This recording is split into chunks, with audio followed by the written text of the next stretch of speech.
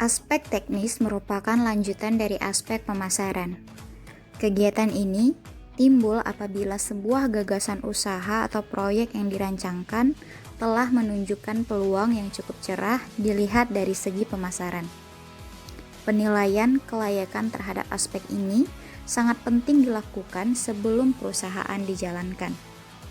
Penentuan kelayakan teknis perusahaan menyangkut hal-hal yang berkaitan dengan teknis atau operasi, sehingga apabila tidak dianalisis dengan baik, maka akan berakibat fatal bagi perusahaan dalam perjalanannya di kemudian hari.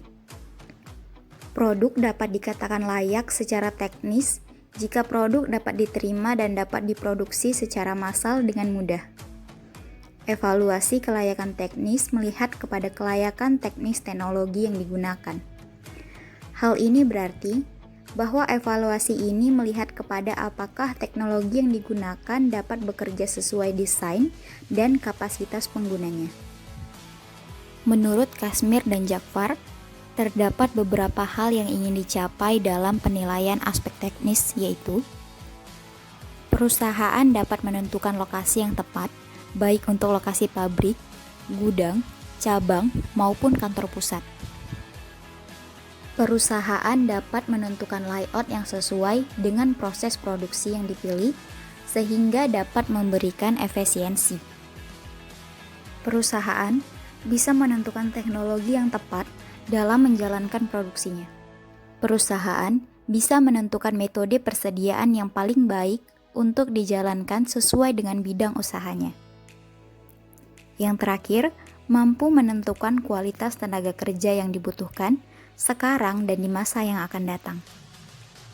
Di dalam menyusun studi kelayakan bisnis, aspek teknis perlu diperhatikan dan diperhitungkan secara tepat dan benar, karena kesalahan dalam penentuan aspek ini juga mengakibatkan perusahaan mengalami kegagalan. Banyak perusahaan yang telah jalan, namun aspek ini masih merupakan masalah yang memerlukan pemecahan karena kesalahan memperhitungkan aspek teknis secara tepat dan benar pada saat pendirian usaha, seperti tidak tepatnya lokasi perusahaan, terbatasnya bahan baku, besarnya ongkos angkut, tidak cocoknya teknologi yang digunakan, mahalnya biaya tenaga kerja, dan lainnya.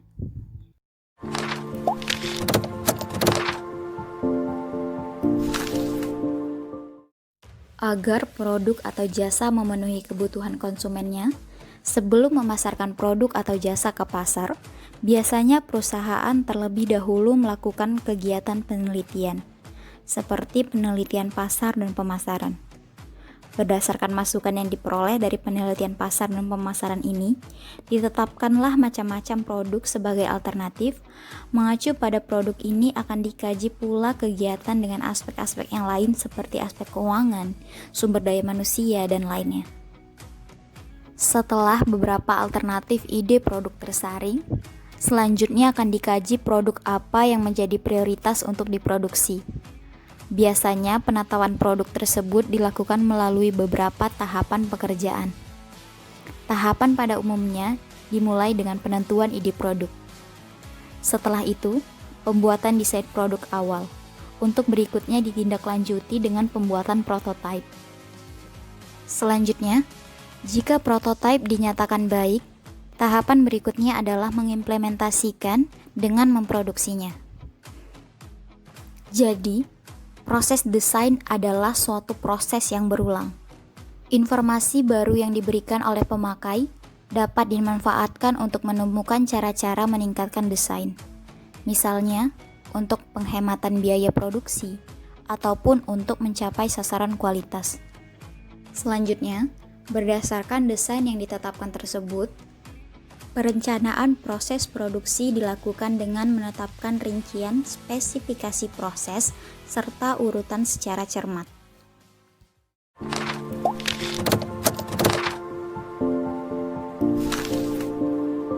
Proses pemilihan teknologi untuk produksi.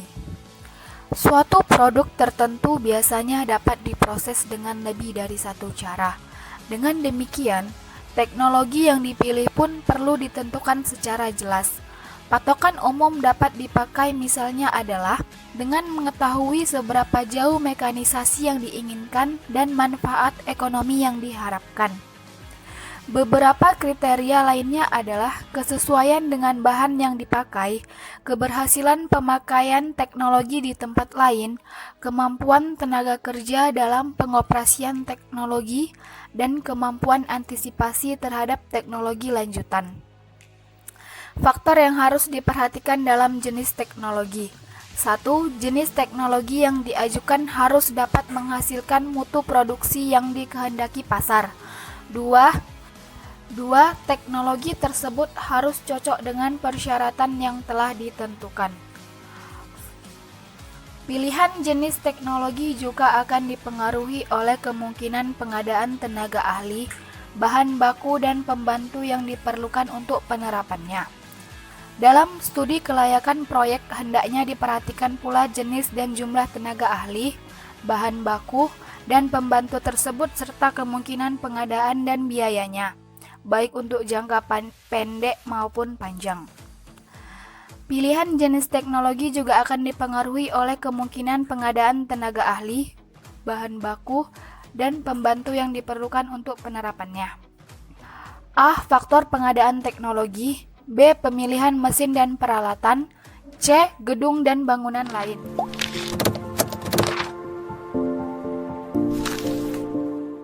Penentuan kapasitas produksi. Kapasitas didefinisikan sebagai suatu kemampuan pembatas dari unit produksi untuk berproduksi dalam waktu tertentu. Kapasitas dapat dilihat dari sisi masukan input atau keluaran output. Contoh kapasitas dari masukan input misalnya adalah kapasitas suatu perguruan tinggi dapat dilihat dari kemampuannya untuk menampung mahasiswa. Kapasitas mesin komputer didasarkan pada jam kerja operasi per harinya. Contoh kapasitas dari keluaran output misalnya pabrik tempe diukur dari kemampuannya untuk menghasilkan tempe. Kapasitas perusahaan jasa rekrutmen ditentukan dalam penyeleksian calon karyawan. Selanjutnya, kapasitas produksi ekonomis adalah volume atau jumlah satuan produk yang dihasilkan selama satuan waktu tertentu, misalnya 1 hari, bulan, atau tahun secara menguntungkan.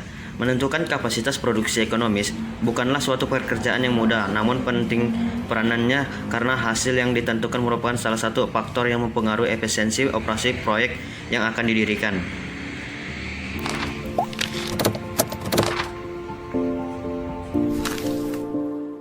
Lokasi usaha dan layout. Lokasi layout terbagi menjadi dua, yaitu lokasi usaha dan layout atau tata letak. Yang pertama, lokasi usaha. Ada 3 faktor utama yang menjadi bahan pertimbangan penentuan lokasi, yaitu menurut Sutojo Siswanto 1993 halaman 60. Yang pertama, strategi pemerintah dalam pembangunan proyek industri. Pemerintah, baik tingkat pusat maupun daerah, mempunyai peranan tertentu dalam menunjang pembangunan industri dalam negeri. Peranan tersebut berupa dukungan, bimbingan, ataupun pemberian keringanan dan fasilitas yang kadangkala dikaitkan dengan kegiatan investasi proyek di daerah-daerah yang ditentukan. Yang kedua, bobot pengaruh letak daerah, pemasaran produk, dan sumber bahan baku terhadap efisiensi operasi proyek. Pusat daerah, pemasaran produk, dan sumber bahan baku mempunyai pengaruh yang berlainan pada tiap jenis industri. Ada industri yang memerlukan lokasi di dekat pusat pemasaran produk, ada jenis lain yang perlu berdekatan dengan sumber bahan baku. Cara yang paling sederhana dalam menentukan lokasi proyek, sehubung dengan letak pasar dan bahan baku, adalah memperbandingkan kemudahan dan biaya pengangkutan bahan ke pabrik dengan barang jadi dari pabrik ke pusat pemasaran. Dan yang ketiga, faktor lingkungan setempat. Kondisi infrastruktur lokasi diteliti merupakan salah satu faktor utama yang harus diperhatikan sebelum menentukan pilihan. Dalam banyak hal kondisi, infrastruktur juga akan mempunyai saham atas besar kecilnya jumlah biaya yang diperlukan untuk membangun proyek secara keseluruhan. Faktor pengadaan tenaga kerja ahli dan terlatih merupakan aspek lain yang perlu dipertimbangkan dalam pemilihan lokasi. Di samping infrastruktur dan lingkungan seperti yang diuraikan di atas, ada 2 faktor lain yang perlu dipertimbangkan sebelum menentukan letak pabrik, yaitu harga tanah serta biaya persiapan dan pematangan tanah sehingga siap untuk ditempati. Nah, yang selanjutnya ada layout. Tujuan utama layout adalah optimalisasi pengaturan fasilitas-fasilitas operasi sehingga nilai yang diciptakan oleh sistem produksi menjadi maksimum. Berbagai pola layout seperti layout fungsional, layout produk, layout kelompok, layout posisi tetap dapat diterapkan dalam perusahaan. Adapun kriteria yang dapat digunakan untuk menilai layout pabrik menurut Swart Usnan dan Suarsono sebagai berikut.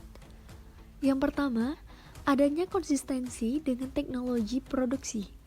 Yang kedua, adanya arus produk dalam proses yang lancar dari proses satu ke proses lainnya. Yang ketiga, penggunaan ruangan yang optimal. Yang keempat, terdapat kemungkinan untuk dengan mudah melakukan penyesuaian maupun ekspansi. Yang terakhir, meminimalisasi biaya produksi dan memberikan jaminan yang cukup untuk keselamatan tenaga kerja. Ada beberapa faktor utama yang berpengaruh dalam desain fasilitas jasa, seperti menurut Hussein Umar, Jakarta halaman 41. Yang pertama, sifat dan tujuan perusahaan itu sendiri, karena hal ini akan menentukan berbagai persyaratan desainnya. Yang kedua, ketersediaan tanah dan kebutuhan akan ruang dan tempat di mana jasa akan ditawarkan. Yang ketiga, fleksibilitas desain apabila volume permintaan yang berubah-ubah dan spesifikasi jasa yang cepat berkembang. Yang keempat, faktor estetis. Penataan yang rapi dan menarik pada fasilitas jasa akan dapat meningkatkan sikap positif pelanggan terhadap suatu jasa. Yang kelima, masyarakat dan lingkungan sekitar fasilitas jasa berpengaruh terhadap perusahaan, baik secara positif maupun negatif, dilihat dari sisi perusahaan. Dan yang terakhir, biaya konstruksi dan operasi serta sumber daya lain.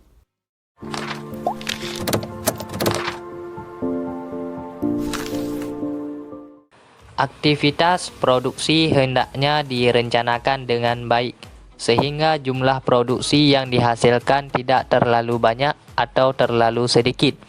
Dalam industri jasa, ada beberapa faktor utama yang mempengaruhi perencanaan jumlah produksi perusahaan, yang biasanya dijadikan sebagai pembatas terhadap jumlah produksi yang akan dihasilkan. Faktor-faktor tersebut antara lain adalah: yang pertama, permintaan. Jumlah permintaan konsumen dapat diperkirakan dengan cara-cara seperti yang akan dipaparkan pada bab mengenai aspek pasar dan pemasaran. Yang kedua, kapasitas. Jumlah permintaan hanya dapat disediakan berdasarkan pada kapasitas yang dimiliki oleh sumber daya yang tersedia, terutama SDM. Yang ketiga, suplai bahan.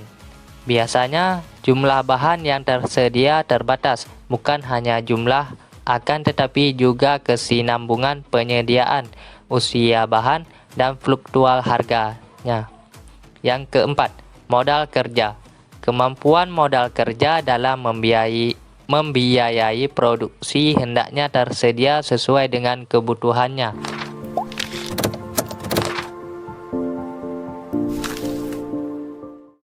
Rencana pengendalian persediaan bahan baku dan barang jadi. Persediaan barang dalam kegiatan proses jasa biasanya digunakan untuk mengantisipasi permintaan konsumen yang meningkat secara tajam, ataupun untuk menghadapi kemungkinan berkurangnya suplai bahan baku, agar proses jasa tidak terganggu.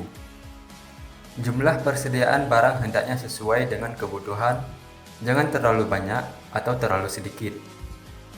Manajemen persediaan barang ada dua macam, yaitu yang permintaannya bersifat independen, di mana permintaan bahan tidak tergantung pada produksi barang yang lain, dan yang bersifat dependen, di mana sifat permintaan barang yang tergantung pada jumlah suatu produk yang dibuat, bahan baku, pembantu, dan pendukung lainnya.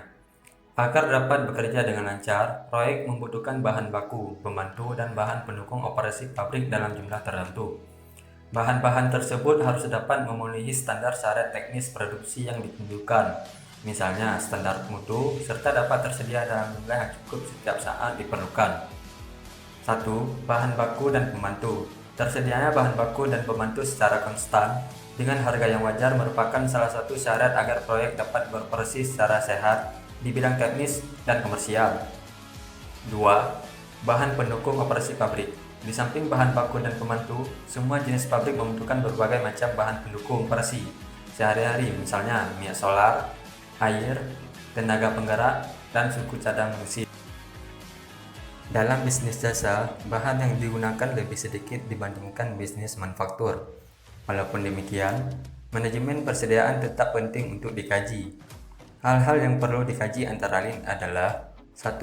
Penentuan jumlah order. Menentukan jumlah order setiap kali pesanan secara sederhana dapat menggunakan bermacam-macam model, seperti model ekonomi, order quantity, serta model-model operation research lainnya. 2. Safety stock. Secara sederhana, penentuan jumlah barang persediaan untuk pengamanan ini perlu dianalisis agar ia tidak berlebih atau kurang. 3. Inventory system. Suatu cara untuk menentukan bagaimana dan kapan suatu pembelian dilakukan untuk mengisi persediaan barang. Pada dasarnya, ada dua cara, yaitu sistem reorder point dan sistem periodik.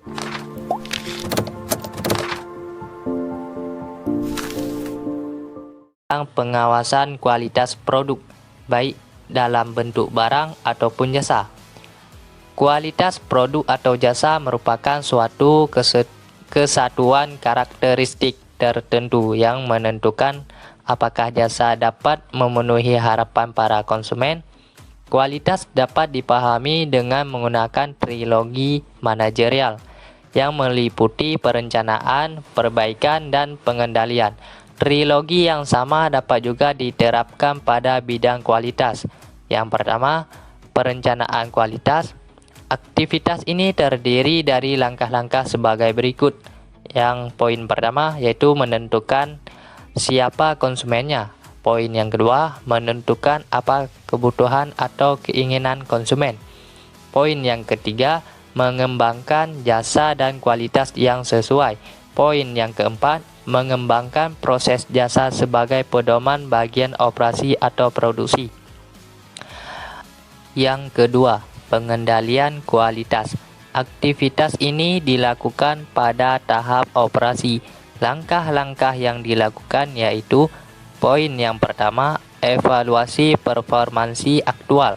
Poin yang kedua, membandingkan performansi aktual dengan sasaran yang direncanakan. Poin yang ketiga, mengambil tindakan terhadap penyimpangan. Yang ketiga, perbaikan kualitas. Ketiga aktivitas dari trilogi itu ditujukan untuk mencapai tingkat yang lebih baik daripada sebelumnya.